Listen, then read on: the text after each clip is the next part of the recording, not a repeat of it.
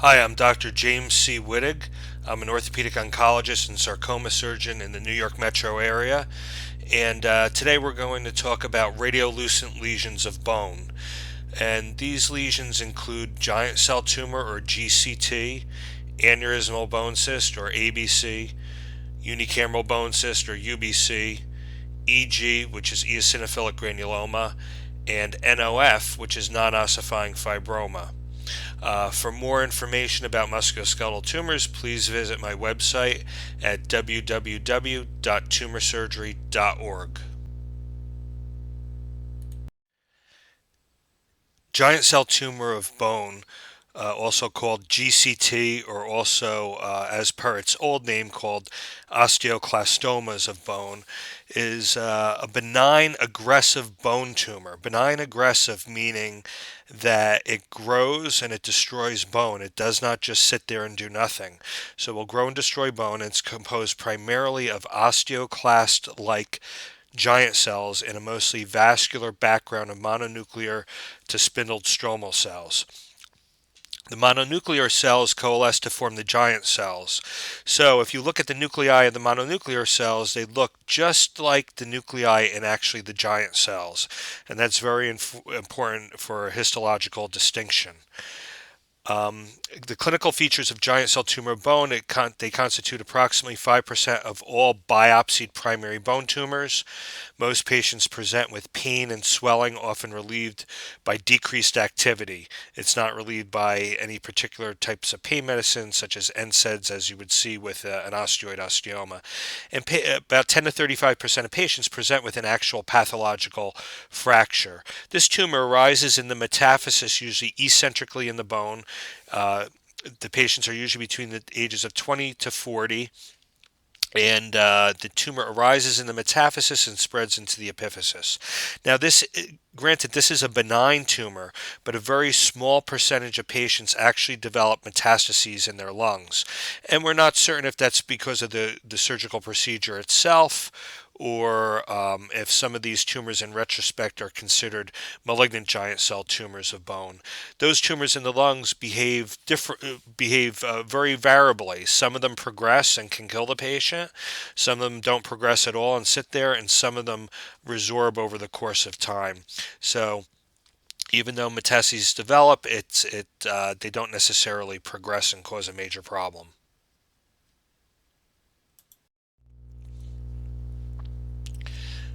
Um, Giant cell tumor bone affects skeletally mature patients as opposed to an aneurysmal bone cyst, which usually affects skeletally immature patients. The age range is between usually 20 and 50 years of age, or probably more commonly between 20 and 40 years of age. It's very rare in children. Affects 1 to 2% of giant cells affect children. And there's approximately an equal sex distribution between males and females. Giant cell tumors occur or develop in the metaphysis and usually grow to the subchondral bone in the epiphysis. So they arise in the metaphysis and usually eccentrically in the metaphysis of the bone and grow into the epiphysis and usually reach the subchondral bone. Not all the time, but usually does, and may even destroy the subchondral bone. It can also destroy the cortex and extend into the surrounding soft tissues. The most common site is the distal femur, followed by the proximal tibia. So it most commonly occurs around the knee. The distal radius is the third most common site, followed by the sacrum. So those are the top four sites for a giant cell tumor. The humerus, or the proximal humerus, the pelvis, the hands and feet may also are also relatively common sites, and it may be multifocal in approximately 0.5 to 1% of patients. So some patients may present with lesions in multiple bones.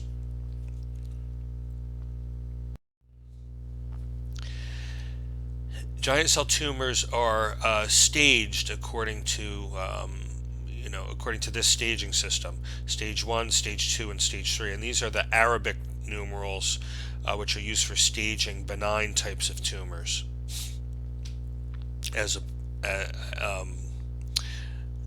the stage 1 tumors are usually slow growing and the tumor is entirely intraosseous, there may be a thin sclerotic rim around the tumor. Stage 2 tumors are active. The tumor is entirely intraosseous but growing more rapidly. There's usually no sclerotic rim, and the bone may be expanded or scalloped. And stage 3 tumors are aggressive tumors. These tumors have destroyed the cortex and formed a soft tissue mass. But in reality, that soft tissue mass is usually surrounded by an intact layer of periosteum that surrounds the mass. It may not be discernible on an X-ray, but usually if a CAT scan is taken, it will show up as an eggshell rim of calcification. When a person is diagnosed with a giant cell tumor, you should always check that person for hyperparathyroidism, especially if the giant cell tumor is occurring in an unusual location. Brown tumors of hyperparathyroidism can look similar histologically as a giant cell tumor and similar radiographically.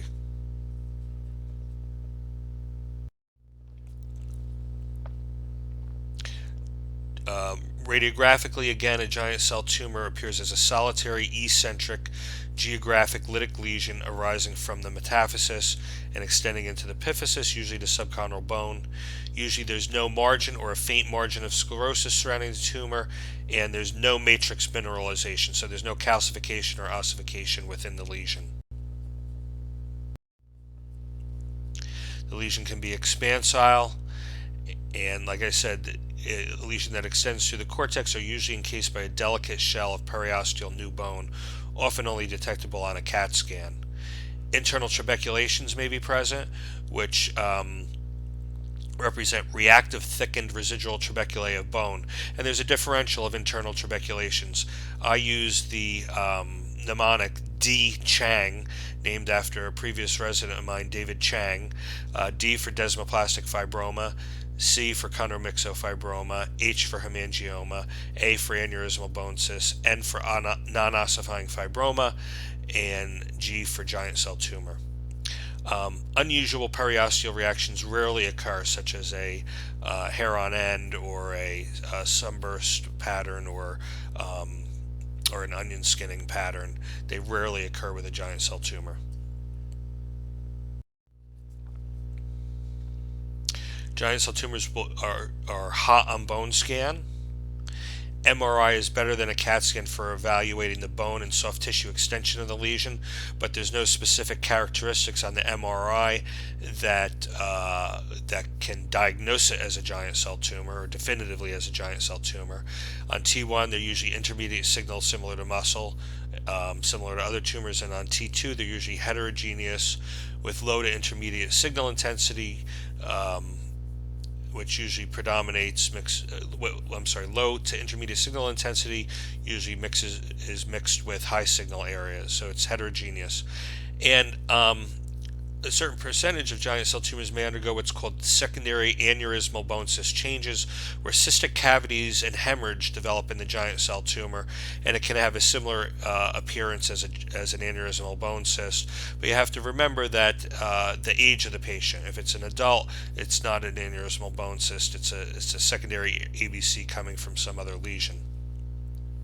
CAT scans will show absence of mineralization, may show internal trabeculations, and subtle periosteal reactions around the soft tissue component, indicating that the tumor is benign. Here's a very good example of a giant cell tumor of bone. This is a plain x-ray of the knee, and you can see a lesion where the epicenter is located eccentrically in the metaphysis. The lesion is fairly well circumscribed. There's a sharp zone of transition between the tumor and adjacent bone. There may be an internal trabeculation. The cortex may be thin, but the periosteum remains intact, and there's no mineralization within the lesion.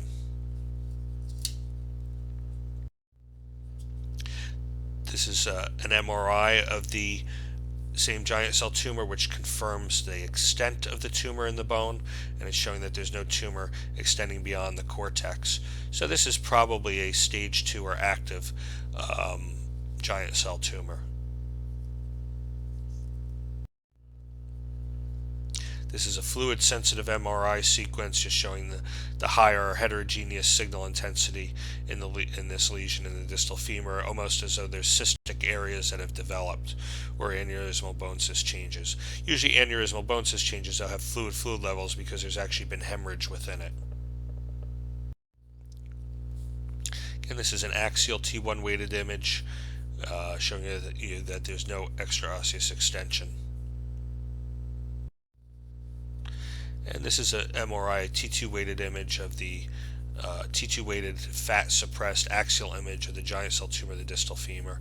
You can see that there is some surrounding edema. This high signal in the marrow beyond the lesion is consistent with edema. It is not tumor. The tumor is here, which is fairly well circumscribed, and there's areas of cystic change, necrosis, and hemorrhage within the lesion, which is typical of a giant cell tumor.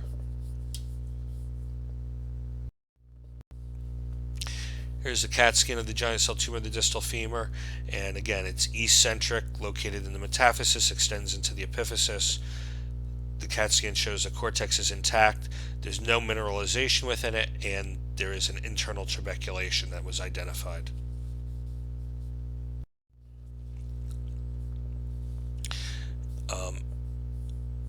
To reiterate, internal trabeculations are thickened reactive trabeculae of bone within a lesion, and the differential diagnosis of internal trabeculations goes by the mnemonic D. Chang, desmoplastic fibroma, chondromyxofibroma, not chondroblastoma, but chondromyxofibroma, hemangioma, aneurysmal bone cyst, nonossifying fibroma, giant cell tumor.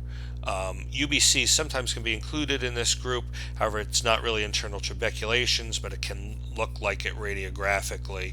It's because it's usually multiloculated.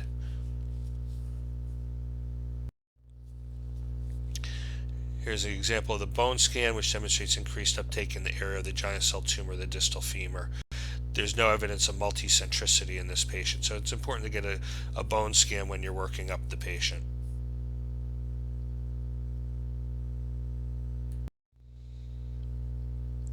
Okay, I'm going to be showing you various different examples of giant cell tumors of bone. This is another X-ray of the knee, and this is a giant cell tumor of the distal femur. Its epicenter is in the metaphysis, extends down into the epiphysis, and this actually extended into the soft tissues. And you can see many internal trabeculations within the tumor. Now, this is a radiolucent lesion of bone, meaning that it has no mineralization within it, and that's similar to, that's why we put all these tumors together in this lecture, is that their similarity is that they do not have any calcification or ossification within them and show up as a radiolucent lesion, namely GCT, ABC, NOF, UBC, Eosinophilic Granuloma.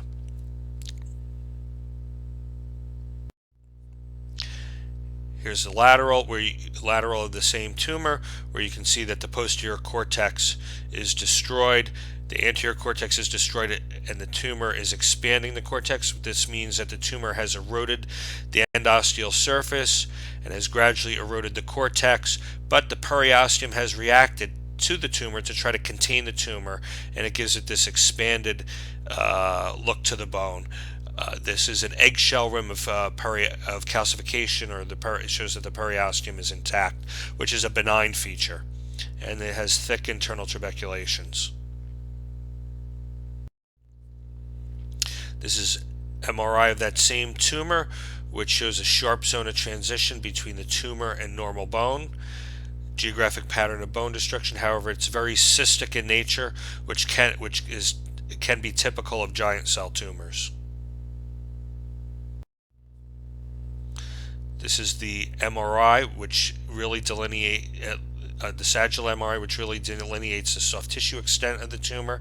The tumor has destroyed the cortex here, has extended into the soft tissue. It's formed this soft tissue mass, and you can see the periosteum that's intact around the soft tissue component. And you have fluid levels here in these cystic areas. So remember, this patient's laying on their back. There's been some cystic changes and hemorrhage within the tumor, and the degradation products of the blood layer themselves out. They're heavier, they settle to the bottom or the gravity dependent area of the cystic cavity, and it shows what's going to be a fluid level, or this sharp line here between the sediment and the more fluid rich area.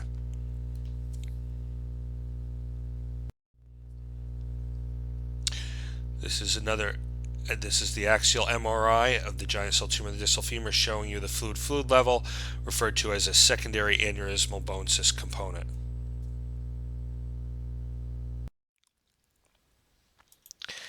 Here's an X-ray of a giant cell tumor of the proximal tibia. And what you see here is a lesion arising it's a radiolucent lesion. It's arising in the metaphysis, eccentrically in the bone, and spreading into the epiphysis. There's no mineralization within the tumor. There are some reactive trabeculae or internal trabeculations. The lesion is well circumscribed. It's a geographic lesion. You can see here a sharp zone of transition between the tumor and normal bone. There's almost a sharp cutoff, and you can make out that border. Although there's very minimal surrounding sclerosis, indicating that it's a relatively fast-growing type of tumor. The tumor appears to have transgressed the cortex. However, there's this eggshell rim of calcification around the soft tissue component. A little bit difficult to see on this X-ray. So this is a very classical giant cell tumor of bone. It can continue to grow and destroy the bone, and it's very important to proceed with treatment. Here's a lateral of the same lesion, again a geographic radiolucent lesion.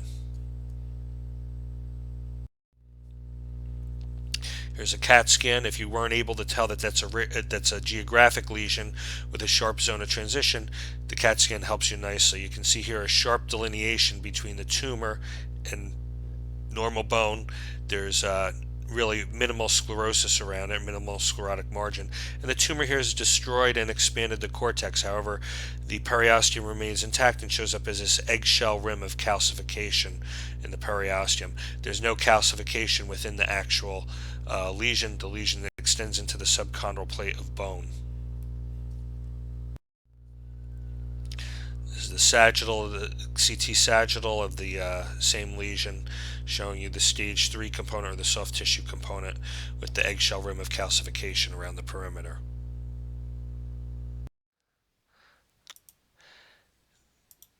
This is a CAT scan showing you an axial section of a giant cell tumor of the proximal tibia. And you can see here a lytic lesion that's developed in the bone. There's a sharp zone of transition between the tumor and normal bone, indicating that it's likely benign. The tumor has destroyed the cortex and extended into the soft tissues. You can see here the soft tissue component. This is a stage 3 giant cell tumor. The key to diagnosing this as most likely being benign is the fact that the periosteum is intact around the soft tissue component of this lesion. You can see this eggshell rim of mineralization or calcification around the soft tissue component, indicating that the periosteum is intact and reacting against this lesion, trying to contain it, indicating that it's benign. So just because a tumor extends into the soft tissues doesn't mean that it's malignant. There are benign aggressive tumors that can extend into the soft tissues. With a benign aggressive tumor, it should be encased by the periosteum, and you can usually pick up this eggshell rim of mineralization around it, or at least in portions of it. A malignant tumor, however, can get into the soft tissues without actually destroying the cortex. It can extend through the haversian systems, or the tiny natural channels and pores in the bone, vascular channels, and create a soft tissue mass, but it usually destroys the periosteum around the soft tissue component. And the periosteum is usually elevated at the periphery or in the areas between the individual haversian systems, resulting in a hair on end or sunburst pattern.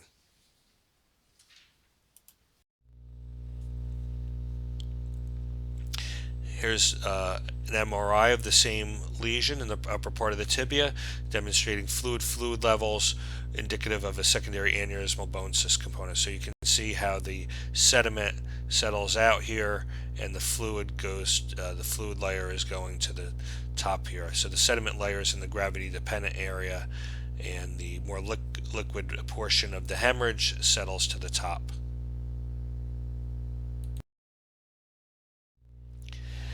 This is showing you a closer view of the fluid levels on the MRI, and it's important to take note of the this line here where the more solid byproducts of the blood have settled in these cystic cavities. Again, a secondary aneurysmal bone cyst component.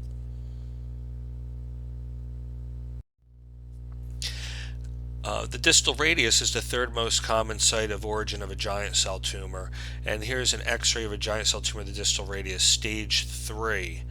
Again, it's destroyed the entire bone. These can be very aggressive tumors.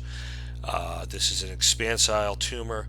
You want to tell that this is benign. You want to look at the junction of the tumor with normal bone. So you see here a sharp zone of transition, sharp cutoff between the tumor and normal bone. The tumor has destroyed the cortex. However, you see this eggshell rim of calcification around the perimeter, indicating the periosteum is intact. And then you have these internal trabeculations in here, or the thickened trabeculae, which are also a feature of giant cell tumor of bone. Again, it's originated in the metaphysis, extended into the epiphysis. However, this is just enormous. You can't tell that this started out as an eccentric lesion. This is showing you the MRI of the same tumor with a large destructive component and cystic changes. And you can see the normal medullary bone more proximally here in the distal radius, with the sharp cutoff between that and the tumor. Here's the axial MRI of the stage 3 giant cell tumor, the distal radius, showing you just massive destruction of the bone with a large soft tissue component. Naturally, just looking at the MRI, you may think that this is a malignancy. However, looking at the x-rays, you can't be 100% certain, but certainly that it has features of a benign tumor, and particularly features of a giant cell tumor. Here's a giant cell tumor of the third metacarpal of a hand, and you can see this has sort of an indistinct margin on this x-ray, so this could be a little bit concerning.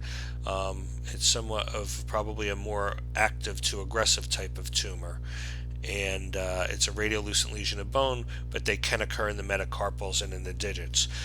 To note, giant cell tumors that arise in the hand or the distal radius have a higher incidence of multicentricity, or involving multiple bones at the same time, than do other areas.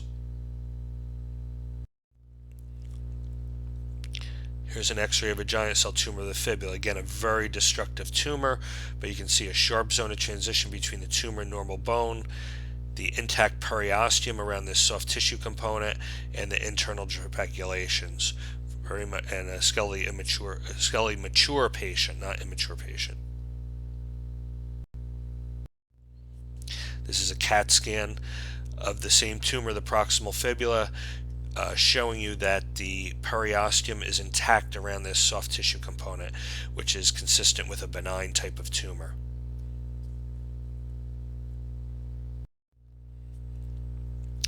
Here's an x-ray of a giant cell tumor of the sacrum, and the lower half of it looks like from S2 through S4, S5 has been totally destroyed, and you see a big soft tissue mass here. There's no mineralization within the tumor. CAT scan helps you a little bit better delineate the origin and the destruction of the bone. Perhaps the periosteum remains intact and tumor extends way in here into the retroperitoneum. This is an MRI delineating the local extent of this giant cell tumor of the sacrum. Nothing specifically diagnostic or characteristic about this, except that the giant cell tumors usually arise centrally from the bone. similar to a chordoma, will usually arise centrally from the sacrum. Okay, the pathology of a giant cell tumor of bone consists of the most notable feature is the osteoclast-like giant cells. So the osteoclast-like giant cells occupy approximately 90% of the tumor. Then these giant cells are separated by a spindle cell stromal component, or these mononuclear type of cells. The stromal cell nuclei are identical to the giant cell nuclei. That's an important thing in terms of differentiating this type of tumor from other types of tumors, is that the stromal cell nuclei look identical to the giant cell nuclei. These stromal cell nuclei coalesce to actually form the giant cells. There can be hemorrhage, necrosis, hemosiderin deposition, and cystic changes, and ABC, or secondary aneurysmal bone cyst-like areas, which are present in 10 to 15% of patients. This is showing you a low power view of a giant cell tumor of bone. Okay, very difficult to make out any specific features, except you can see giant cells, perhaps some giant cells scattered throughout here. And there's some hemorrhage over here, and maybe some cystic change.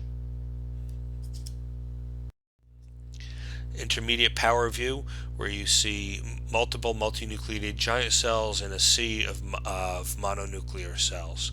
And all you do is basically see all these giant cells, and the nuclei in the giant cells look similar, at least at this power view, to the giant cell nuclei. This is a high power view of a giant cell tumor, of pathology of a giant cell tumor of bone. Then you see the giant cells here. Okay, the nuclei are clustered or scattered throughout the cell, and then the mononuclear cells in between, you want to look closely at the nuclei and see that they resemble the nuclei within the actual giant cells. Again, highest power view, the nuclei of the giant cells, the mononuclei look similar to the nuclei in the giant cells. These mononuclear cells coalesce to form the actual giant cells. You can have some mitotic figures too, but they tend not to be atypical mitoses. That does not mean that it's malignant, and the tumor does not behave any more aggressively. There's no correlation between the number of mitotic figures and how aggressive the tumor behaves.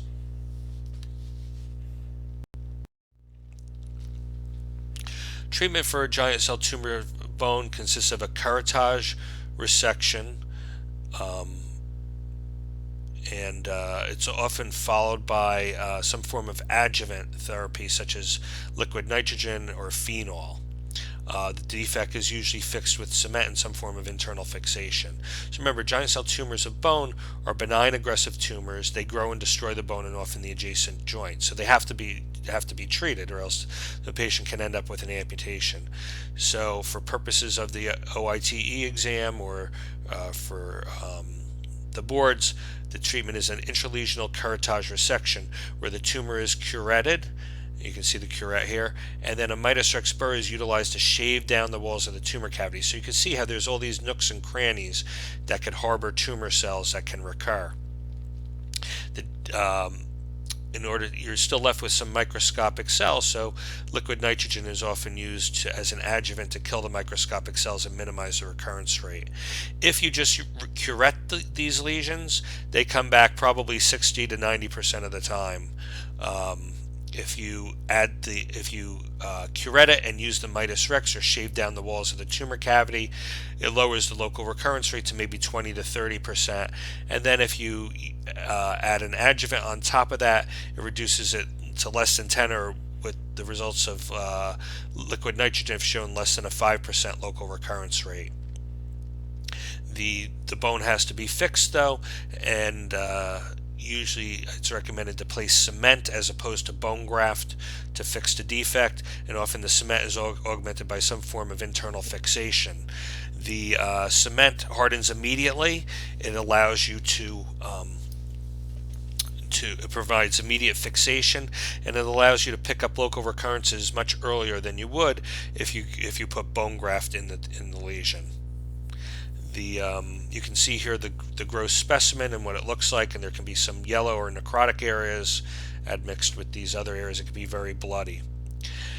En bloc resection may be indicated for some stage 3 lesions if there's going to be insufficient bone stock remaining for reconstruction following a curettage. So en bloc resection is used as a last resort. Rarely patients may require an amputation. So here's an example of a stage 3 giant cell tumor of the distal radius, in which a wide and radical resection and reconstruction with a free non-vascularized fibula, autologous bone graft, and internal fixation was performed, and the wrist was fused.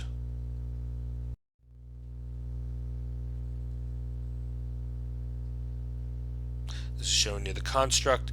Here's the free non-vascularized fibula that was placed there, and a plate and screws was utilized to fuse the wrist and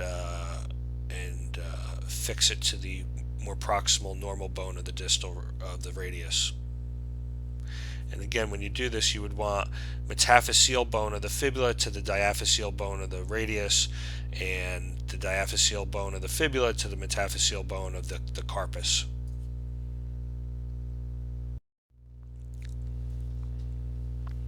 Okay.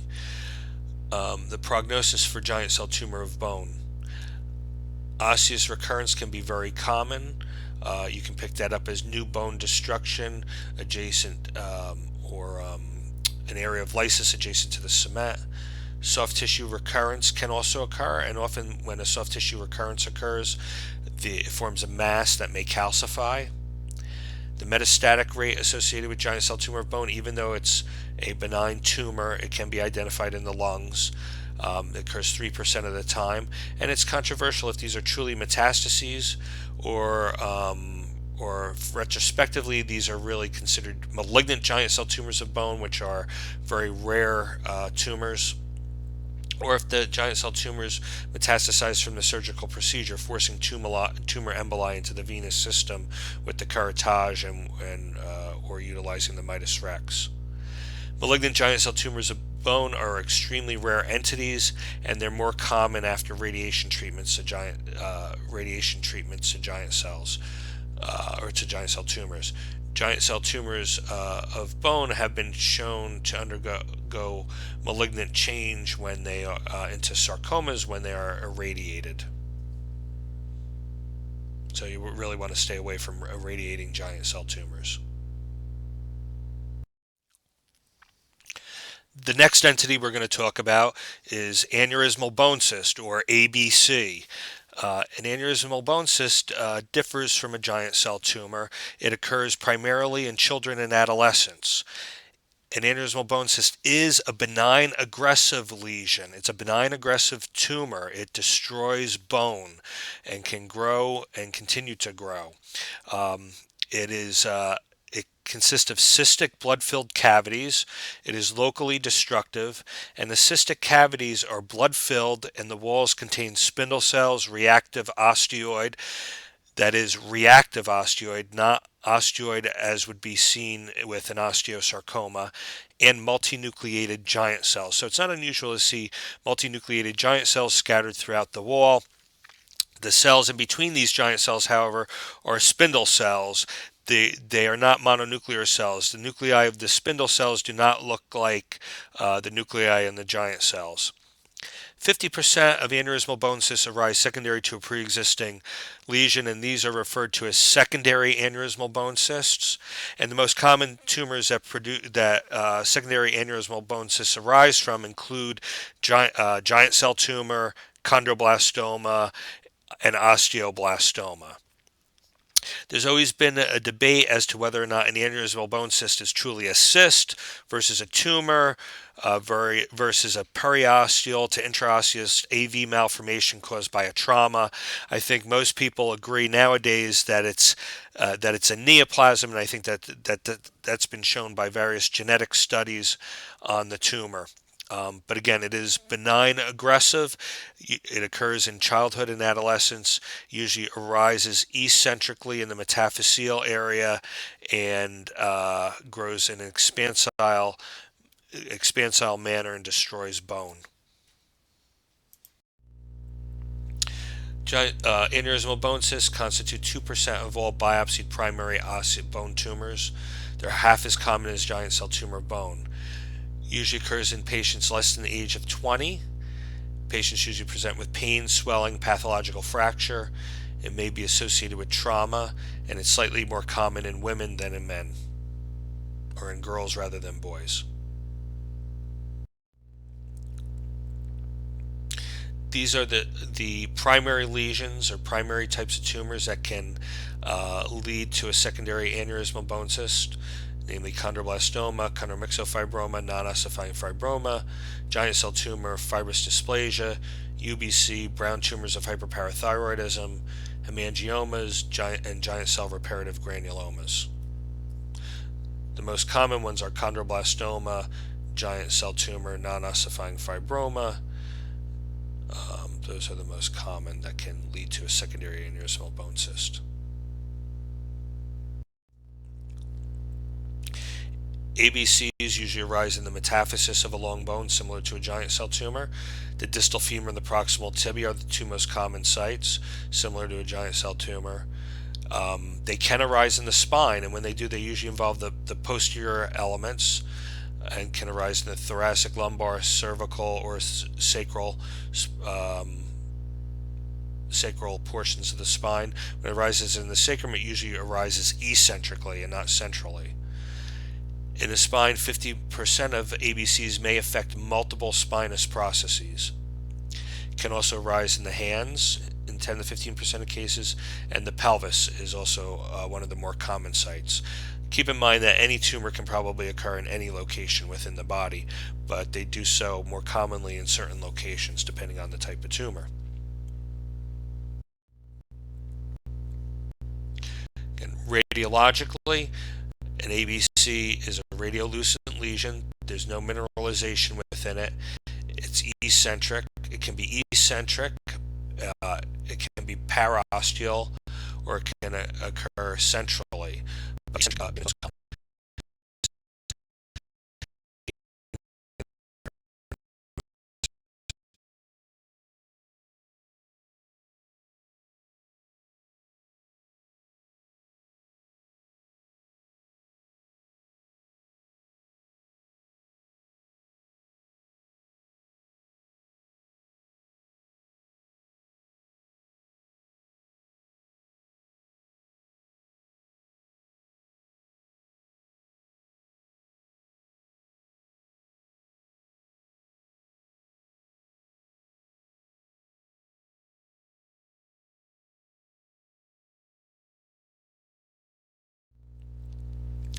This is an x-ray of a giant cell tumor of the distal femur. Again, it's a skeletally immature patient.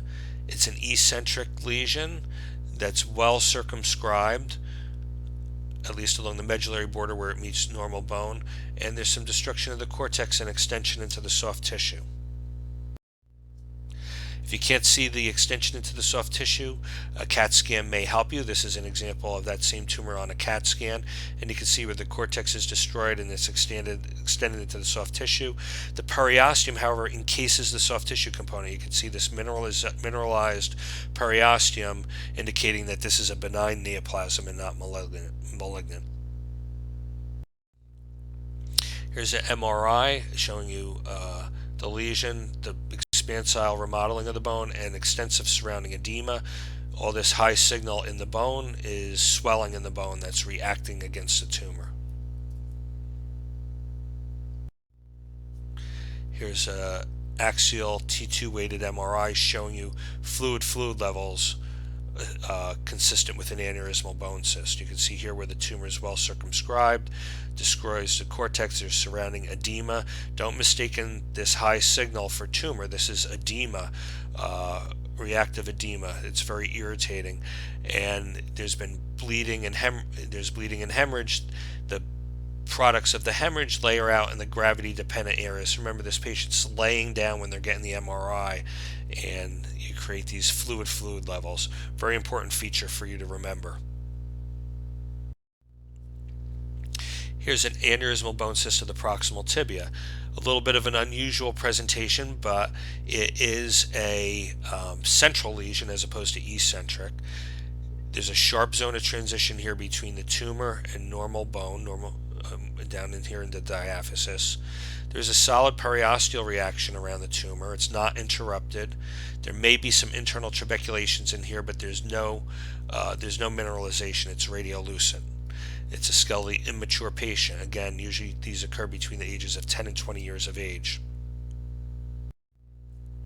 You can see on the lateral view of this x-ray that the tumor is very expansile. However, the periosteum remains intact and you have this sharp zone of transition. And again, the MRI cinches the diagnosis by seeing these fluid levels. Sharp zone of transition indicating it's benign with fluid levels in a skeletally immature patient. Most likely this is an aneurysmal bone cyst before you even biopsy it. Here's an aneurysmal bone cyst of the proximal radius. Very unusual location. It's central, expansile, there's internal trabeculations, and it's a geographic lesion with a sharp zone of transition between the lesion and normal bone.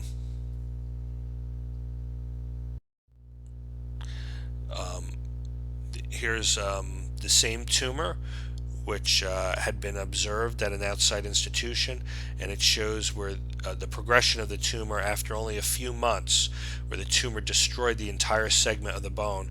It may be difficult at this stage to tell that this is benign.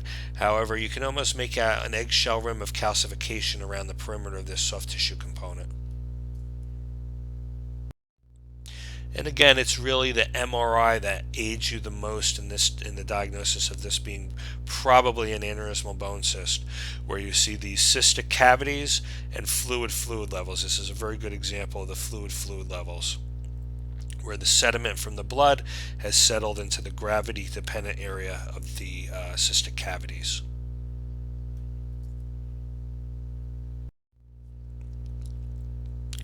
This is an aneurysmal bone cyst of the left ischium.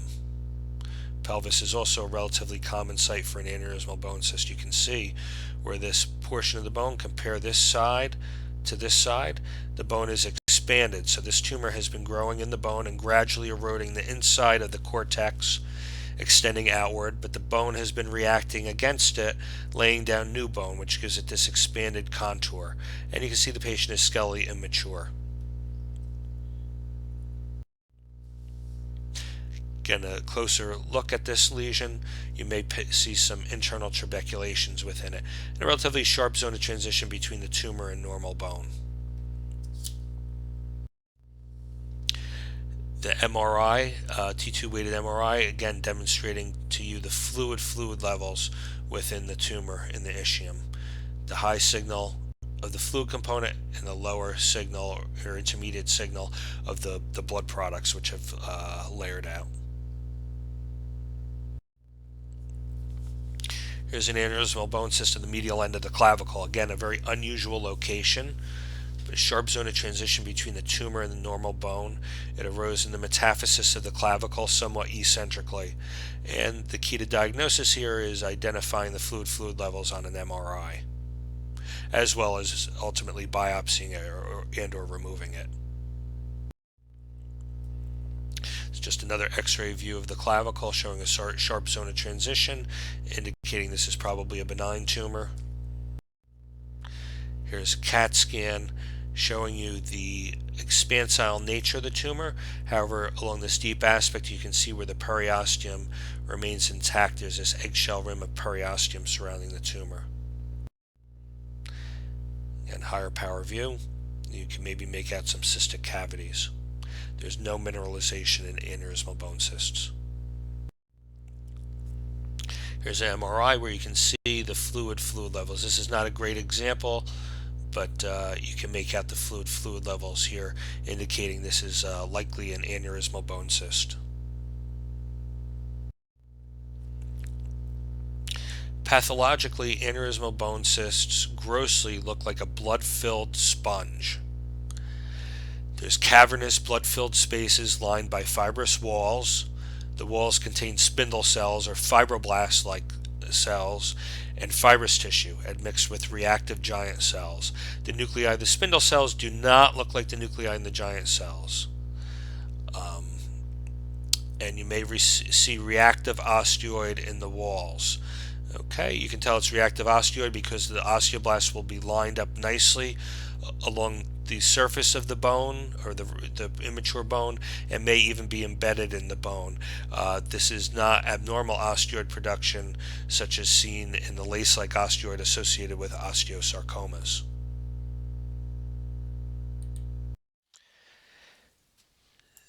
This is showing you the gross pathology of an aneurysmal bone cyst of the medial end of the clavicle. It's an expansile lesion. You see large cystic cavities and cavernous spaces and thickened septae. Here's one real thick septae right in this location, and here's the cavities. These cavities are blood-filled, and you can see that there's a sharp zone of transition here between the tumor and the normal bone. Same thing on this side. This is the sternoclavicular joint, and this is the clavicle here and the clavicle here with the specimen sectioned in half.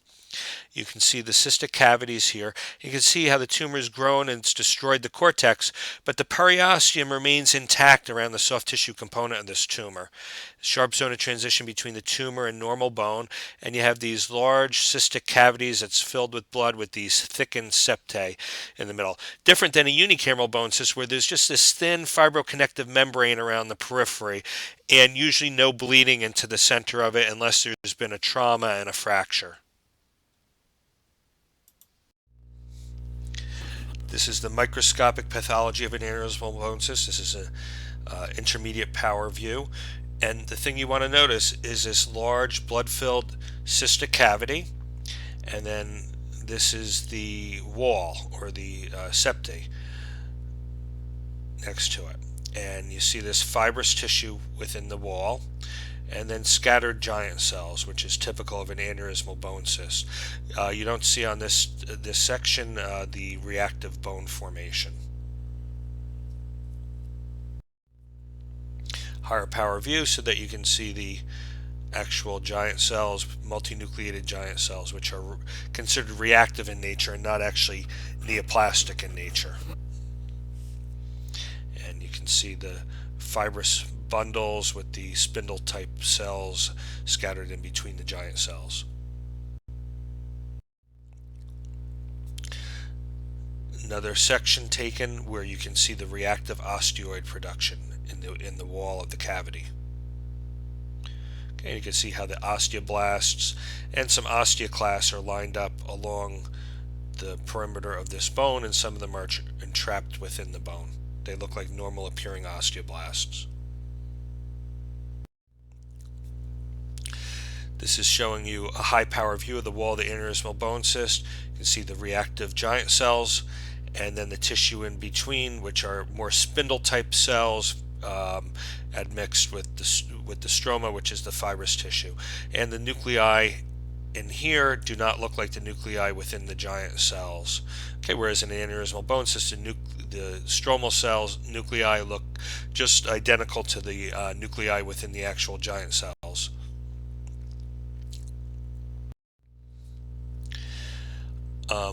Aneurysmal bone cysts are benign aggressive tumors. They do have a propensity to recur after a curettage. Rarely they have been reported to spontaneously regress, but they usually grow and continue to destroy the bone, so that it's important that they're treated. And the treatment the treatment for them consists of an intralesional or intralesional curettage, where you go into the lesion, you scrape out the lesion, scoop it out, and then bone graft the defect. And usually in skelly immature children, the bone graft heals very nicely. Now, this should be the answer for your OITE or the boards for the orthopedic surgery residents. You may also, in the setting of an aneurysmal bone cyst, since it is benign aggressive, add liquid nitrogen to the cavity or another adjuvant such as phenol to reduce the local recurrence rate. When these tumors recur, they can recur aggressively and destroy additional bone. And rarely do you add cement to the cavity, but you could also consider that as a filler. Lesions that have destroyed the entire bone may be considered for en bloc resection if you don't have enough remaining bone to reconstruct it with a bone graft after a curettage. And they recur probably much more often than 20% with a simple curettage, probably more on the order of 40% recurrence rate.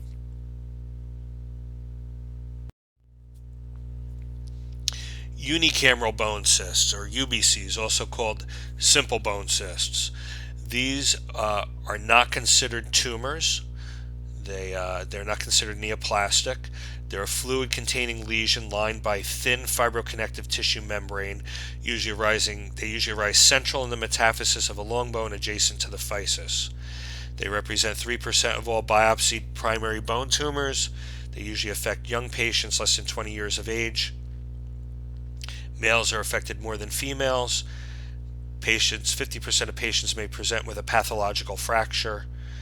And the etiology is truly unknown, but there are theories that it may arise from lymphatic or venous obstruction from the actual bone versus some sort of synovial origin. The most common sites for unicameral bone cysts include the proximal humerus, the proximal femur, the proximal tibia. The pelvis and calcaneus are also are one of the more common sites, but really your proximal humerus and proximal femur are the most common sites. Clinically, they may be identified as an incidental finding. They could produce mild pain, swelling, and stiffness of the adjacent joint, or you can have sudden pain secondary to a pathological fracture. Radiologically, a UBC is a geographic lesion, occurs central in the metaphysis, adjacent to the physis. It has a thin rim of surrounding sclerosis. It's usually diaphyseal. The lesion migrates distally with growth of the bone. And there's mild expansile remodeling, typically but not as expansile as an aneurysmal bone cyst. The overlying cortex is thin but never penetrated.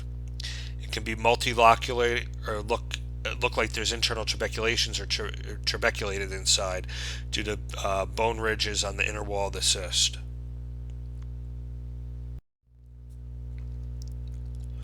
When a pathologic fracture occurs, you may find a fallen fragment sign, which is a piece of the bone that has chipped off in the area of the fracture and fallen into the cavity and fallen to the gravity-dependent portion of the cavity.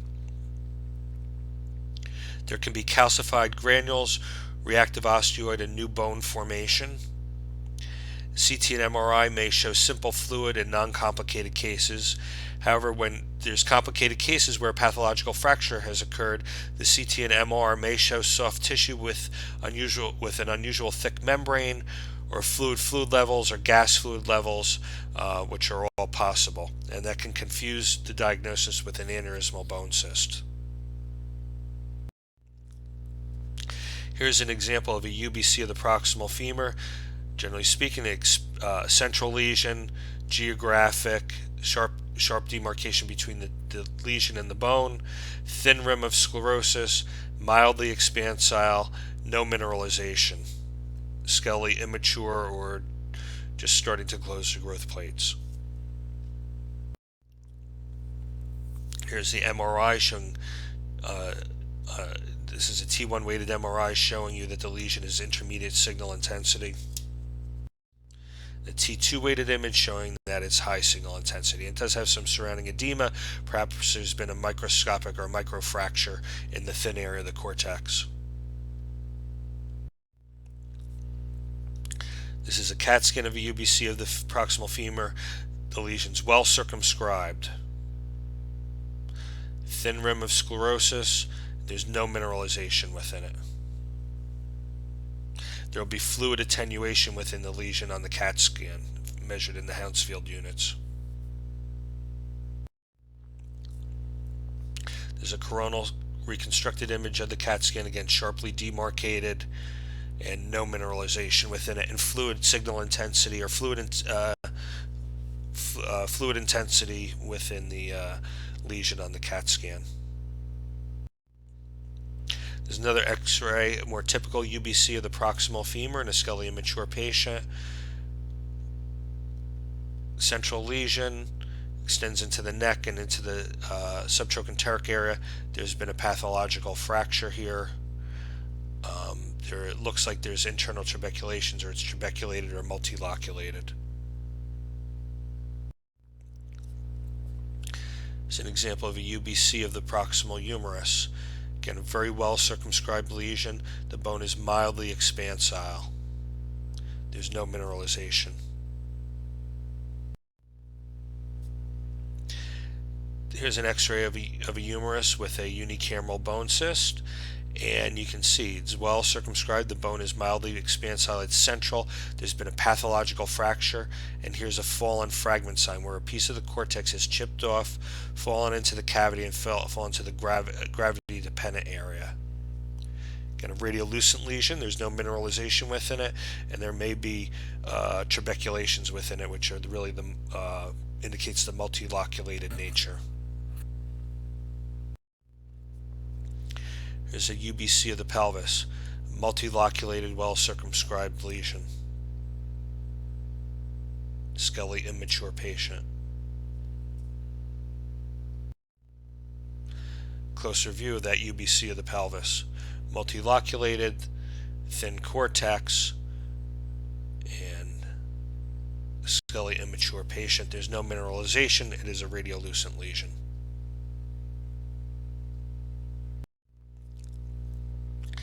CAT scan showing a well circumscribed lesion in the iliac wing, no mineralization within it. It's multiloculated. You can see these trabeculations.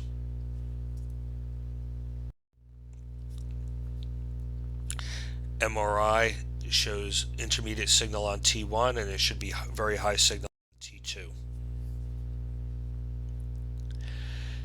This is an x-ray of a proximal fibula unicameral bone cyst with an unusual reactive bone formation. You can see within it some subtle calcification within it, which does rarely occur. The bone is expanded, okay, and there's a sharp junction between the tumor and the adjacent bone. One cannot be certain that this is not an aneurysmal bone cyst by this appearance. Here's a CAT scan showing you unusual reactive bone formation within the mass. Here's a T1 weighted MRI showing you intermediate signal intensity within the lesion. Lesion's expansile. And very high signal on the T2 weighted image with some surrounding edema, possibly indicative of a small microfracture that's occurred through the thin cortex. The lesion looks very uniform in nature. It doesn't appear that there's any fluid levels. Again, this is a T2 MRI axial image of the proximal fibula UBC, and there's no fluid levels. It looks very uniform and high signal intensity consistent with fluid.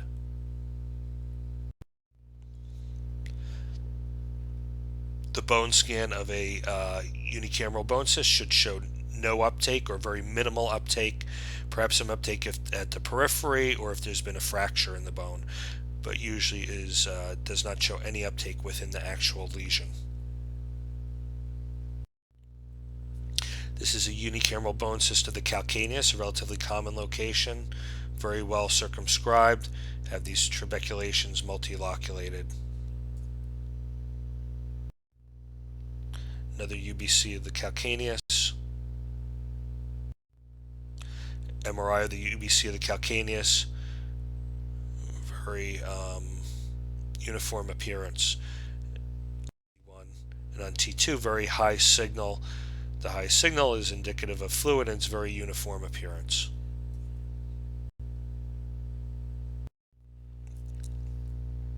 The pathology of a unicameral bone cyst.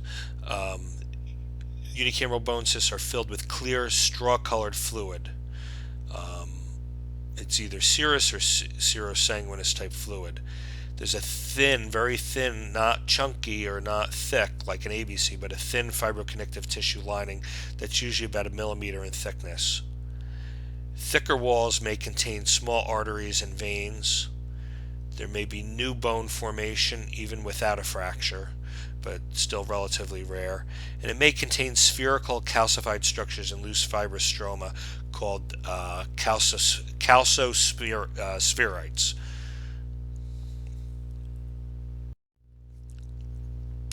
This is showing you the pathology. You can see here the thin lining that's surrounding the cavity, and this is an area of possibly blood vessels and hemorrhage within the cystic cavity.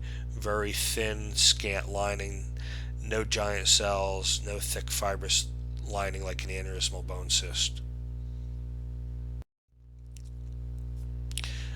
This is showing you another example of a unicameral bone cyst on histology. You can see this thin, scant mesothelial lining, and there may be little areas of reactive bone in the lining. And this is our normal bone over here. But very thin and scant, not a lot of fibrous tissue in it. Higher power view of the histology of the UBC.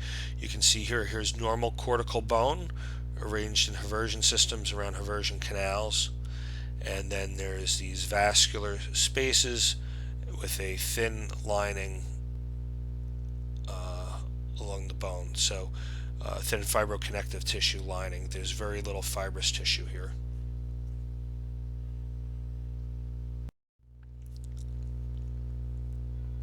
Histology again.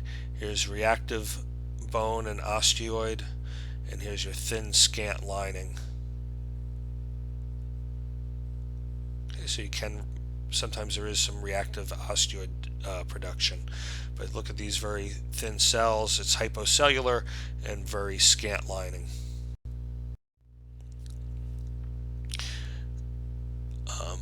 Some unicameral bone cysts may spontaneously regress or heal after fracture. However, this is a very rare event. The treatment of them consists of a curettage and bone grafting. However, there's a 20% recurrence rate. You can also consider injecting the lesions instead of doing surgery, injecting them with steroids. And typically what you need to do is inject it under pressure and fill the entire cavity with the steroid. So often what I would do is add a little bit of renographin to the mixture and visualize it under fluoroscopy and watch the entire cavity fill with the steroid, which is mixed with some normal saline. And also it's important to get the venous system open. So you should see whatever you inject enter into the veins, and that's important to cause back bleeding, which helps the cyst actually heal. As one of the theories is that there is some backup in the venous system.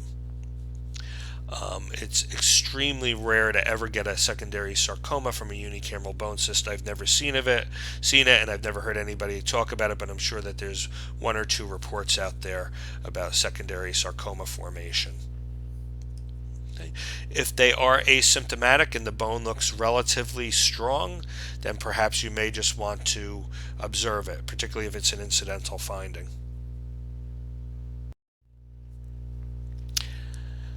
Langerhans cell histiocytosis, or eosinophilic granuloma, is the next entity that we're going to discuss.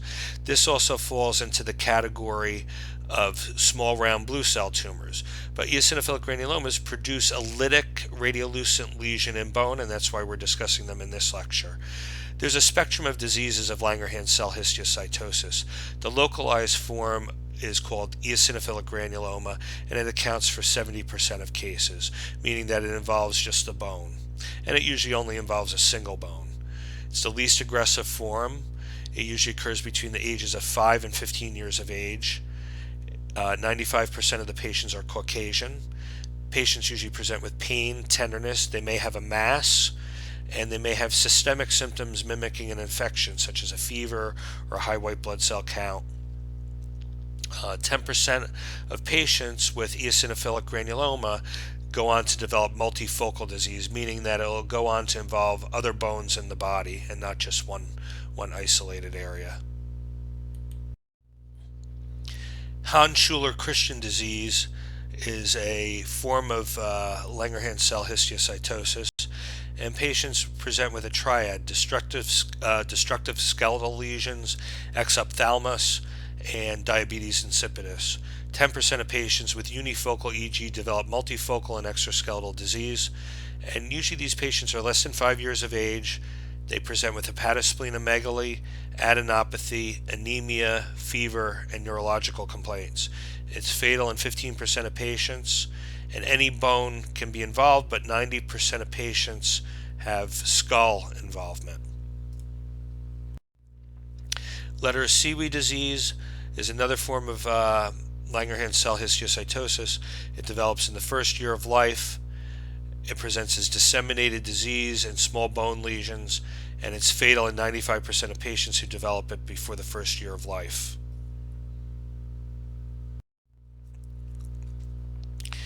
Okay, eosinophilic granuloma. These are the most common sites for presentation. Most common sites include the flat bones in the body, namely the skull, the mandible, and the ribs, and the pelvis. This is followed by the femur, the humerus, the tibia. The hands and feet are rare and solitary disease, but certainly can be a site of origin. Basically, eosinophilic granuloma can arise from any bone in the body and any location within a bone, and can have any type of radiological presentation, from being a benign appearing lesion to being a malignant appearing lesion. Most patients are aged 5 to 15. 85% of patients are less than 30 years of age, and 60% of patients are less than 10 years of age. 95% of patients are Caucasian. Patients may present with pain, tenderness, and a fever. There may be a mild peripheral eosinophilia in 5 to 10% of patients. Again, radiologically, there's a variable radiological appearance, from being benign appearing to to malignant, meaning that the tumor can appear geographic or permeative. It can have onion skin or lamellated periosteal reaction. Any bone and any portion of the bone can be involved, either the epiphysis, the metaphysis, or the diaphysis. It's lytic, it's radiolucent, there's no mineralization. It may have a rind of sclerosis. 5 to 10% of patients have a soft tissue mass, and it may have a sequestrum or a button-like appearance. Sequestrum typically implies necrotic bone or a hole-in-hole appearance.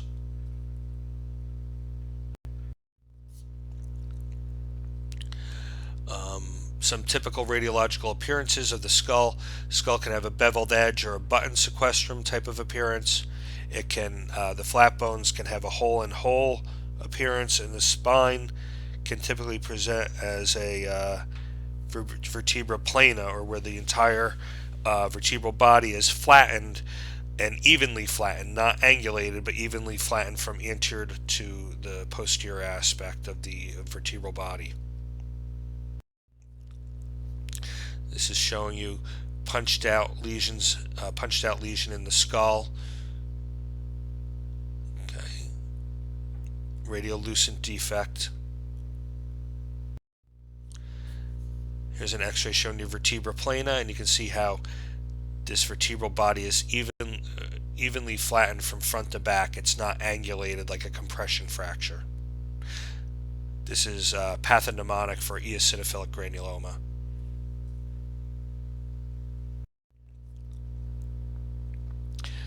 This is an X-ray showing you eosinophilic granuloma of the scapula. It's difficult to see on this X-ray. A CAT scan or in an MRI will show you the lytic defect much better.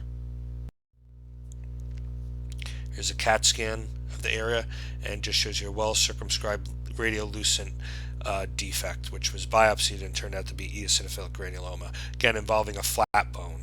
Scapula is a flat bone. Here's a lytic lesion in the acetabulum that's fairly well circumscribed in a skeletally immature patient. This is a closer view of the lesion in the acetabulum.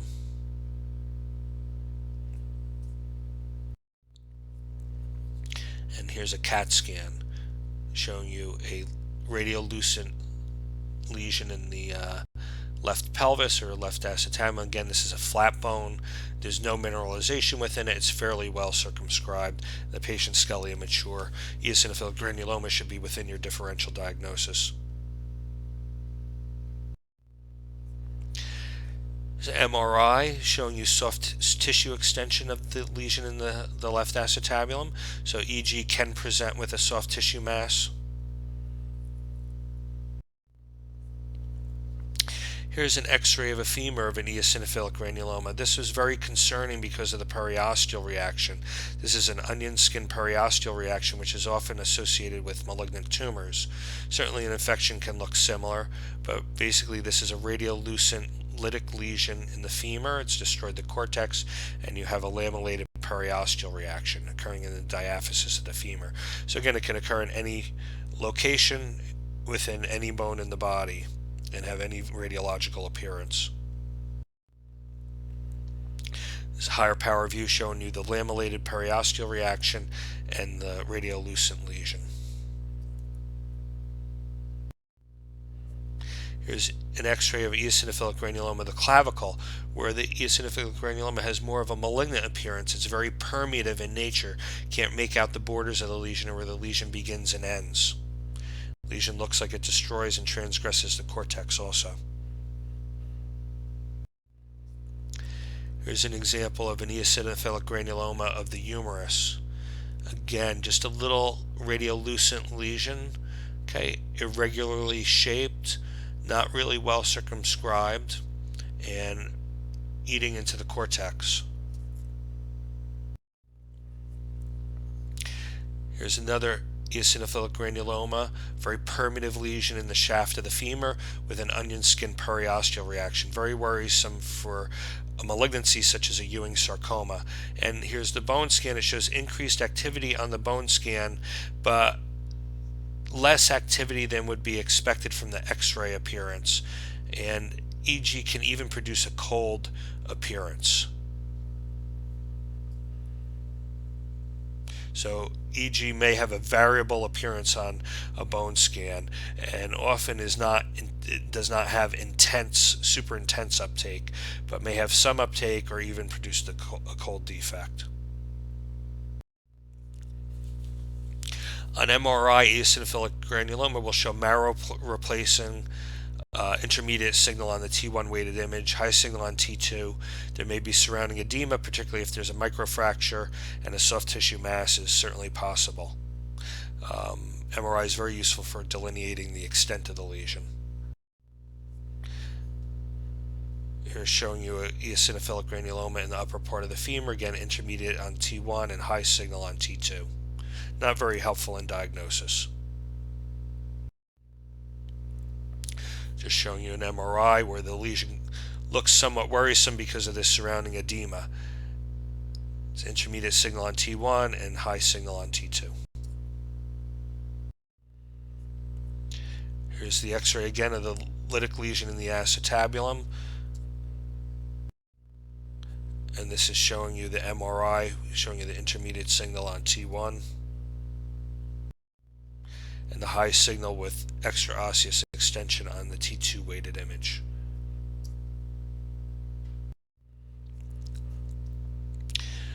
The pathology of eosinophilic granuloma. Eosinophilic granuloma consists of a small round blue cell, tumor. There is no matrix, meaning that this tumor is composed only of cells, and the cells are not producing any matrix.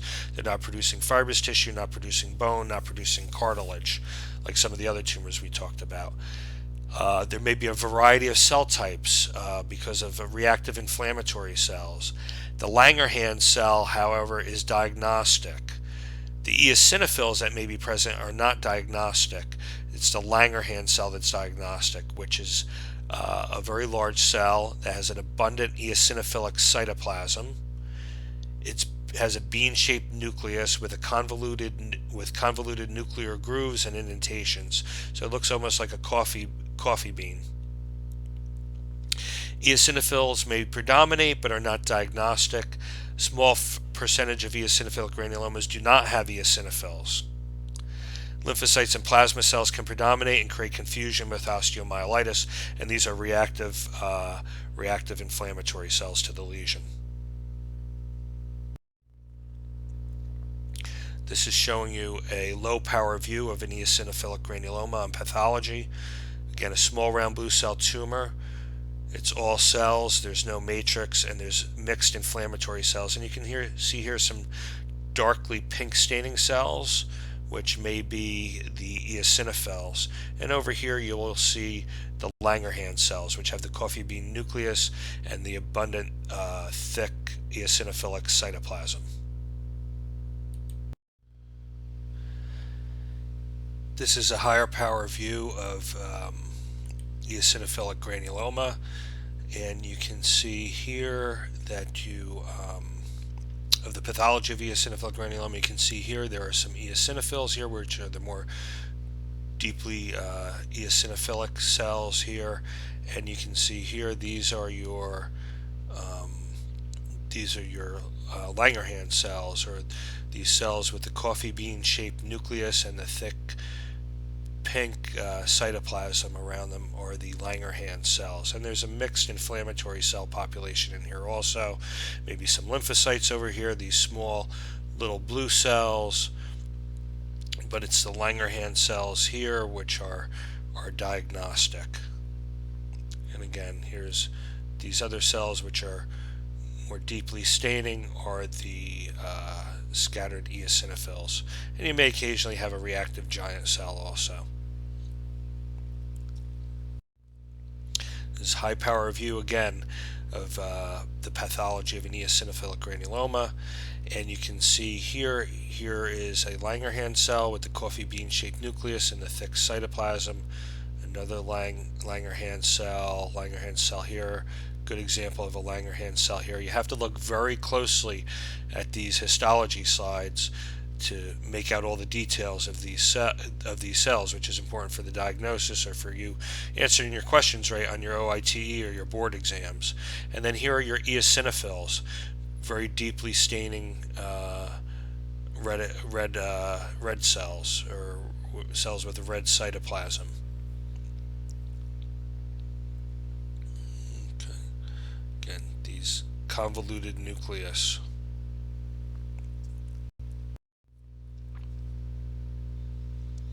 Eosinophilic granulomas stain S100 positive, which will help you distinguish this from an osteomyelitis if there's a mixed inflammatory cell infiltrate. Okay, and this is the S100 positivity. Eosinophilic granulomas are also CD10 positive, so S100 positive and CD10 positive.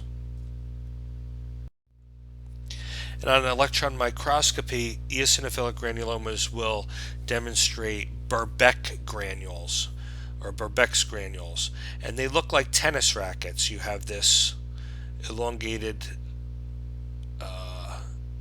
portion here, and here's the handle of the tennis racket. Okay. So it's Burbeck's granules. Again, another example of Burbeck's granule, the tennis racket shaped.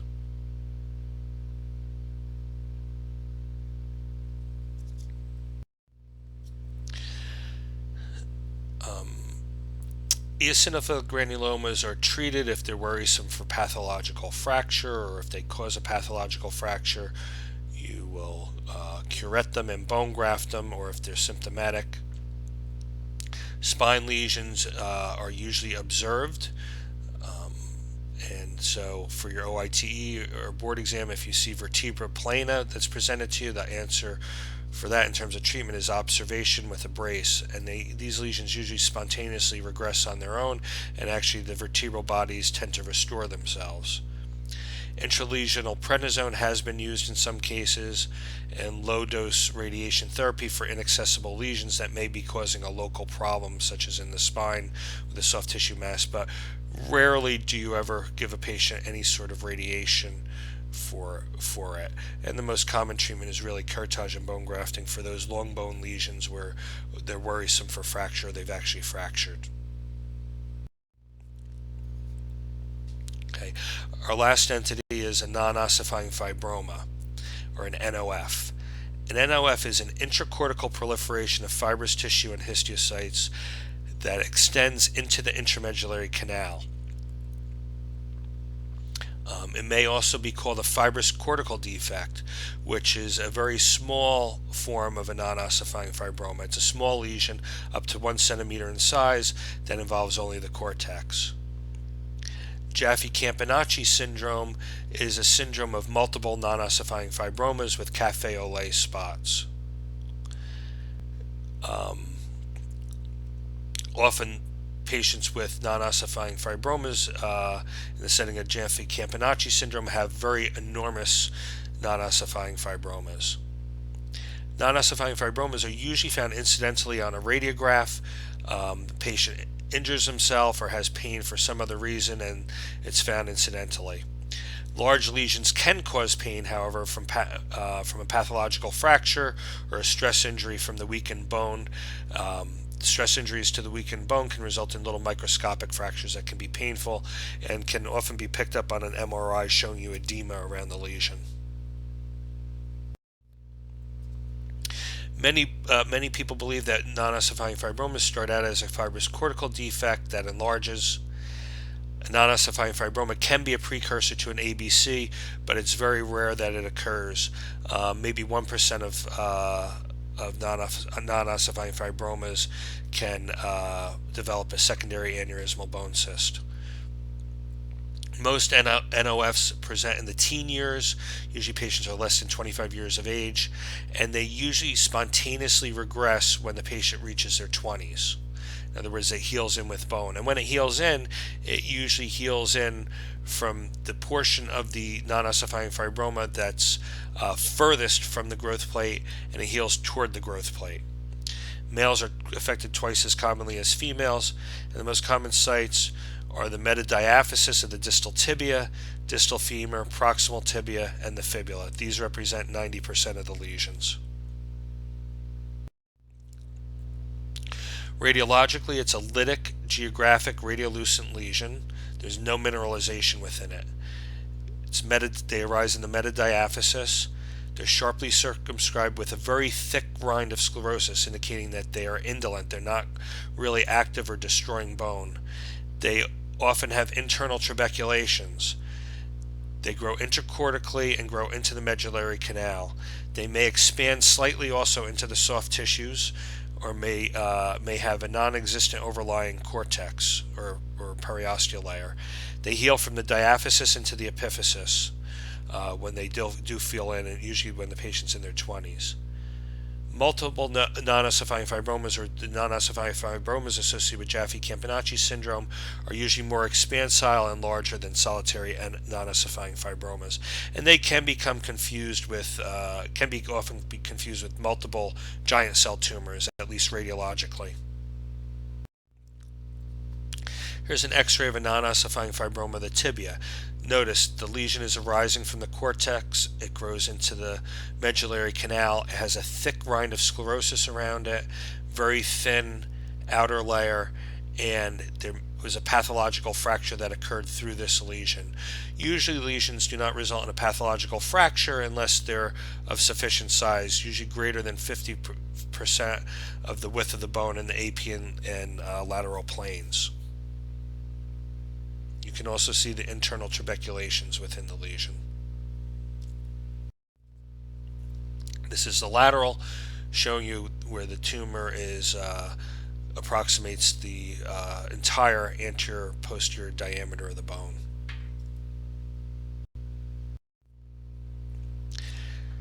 MRI of a tibia non-ossifying fibroma, well circumscribed. You can see the pathological fracture arises from the cortex. It has a thick rind of sclerosis around it. This is a T2 weighted MRI of a tibia NOF with the pathological fracture. And here's the axial MRI of that same tibial lesion, showing you that it's arising eccentrically from the cortex. It's grown into the medullary canal. It's got this thick sclerotic margin around it and a very thin periosteal layer.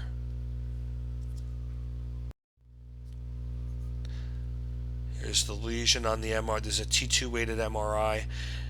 Usually the lesion is low to intermediate signal on T1, indicating that it's a fibrous tumor, but not fibrous tissue usually remains low signal on a T2 weighted image. Not all non-ossifying fibromas are low signal on T2. And they may have surrounding edema from a pathological fracture or microfracture that has occurred through the thin area. Again, there's nothing really entirely diagnostic about on an MRI of a non-ossifying fibroma. Here's an X-ray of a distal femur non-ossifying fibroma in the setting of Jaffe-Campanacci syndrome. It's a very large expansile non-ossifying fibroma, which is typical of this syndrome. It may be associated with cafe au lait spots on the skin as internal trabeculations. It's radiolucent, and then there's no mineralization.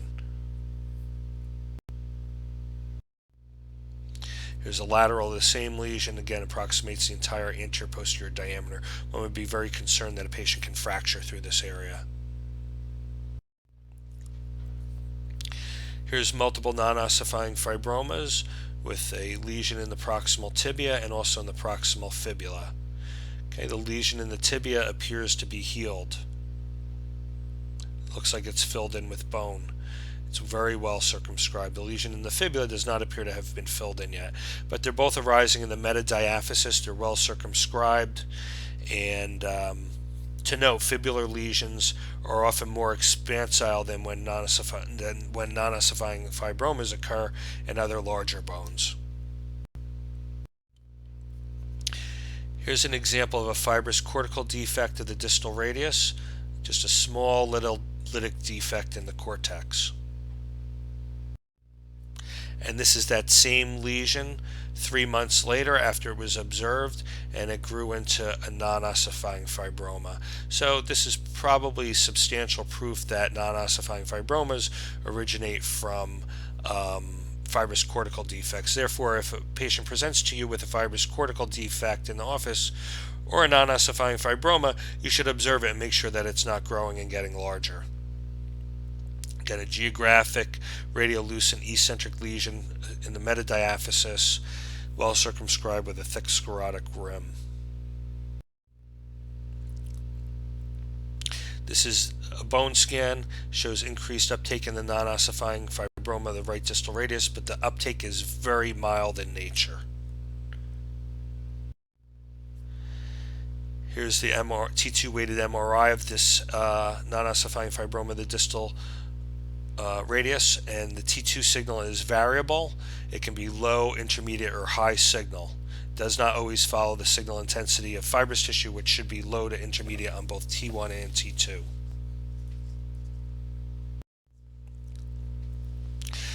The pathology of a non-ossifying fibroma shows a benign, bland-appearing spindle cell tumor with fibrous tissue stroma. There's usually a storiform or a swirling irregular arrangement of the fibrous tissue. Contains foamiohistiocytes, which is important to identify hemosiderin-laden histiocytes or macrophages, and giant cells in variable portions. These cells are bland in nature. They all have a similar size and appearance. They're very small appearing nuclei as opposed to large appearing nuclei or abnormal nuclei that may be associated with malignancies. Histologically, this is a low power view of a non-ossifying fibroma. You can see the cortex here in this location with the tumor over here composed of fibrous tissue, and the cells look very small, similar size and shape, and they're arranged in sort of a swirling pattern.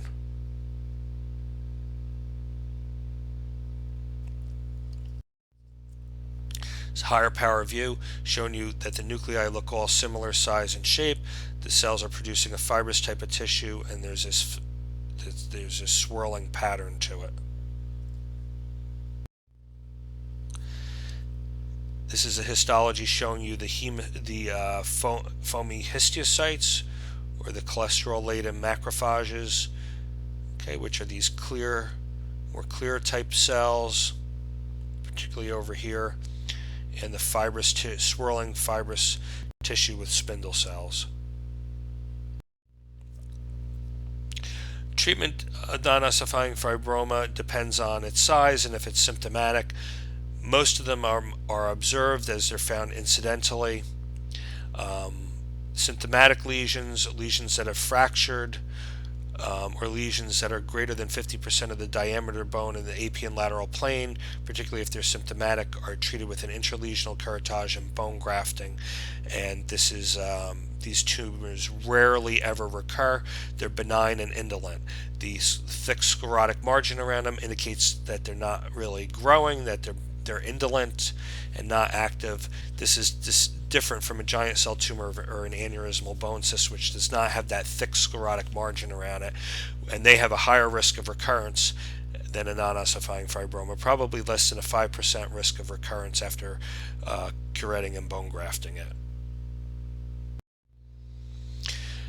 I would like to thank you. This is the conclusion of our lecture on radiolucent lesions of bone. Again, the commonality between all these lesions, namely giant cell tumor, aneurysmal bone cyst, UBC, eosinophilic granuloma, and non-ossifying fibroma, is that the lesions are radiolucent. They show up on an X-ray as a lytic lesion without any production of bone or calcification associated with cartilage. Please, I'd like to thank you again for listening to this lecture, and if you desire any further information about musculoskeletal tumors, please visit my website at www.tumorsurgery.org. There's also videos on there detailing the actual limb-sparing surgical procedures for various tumors.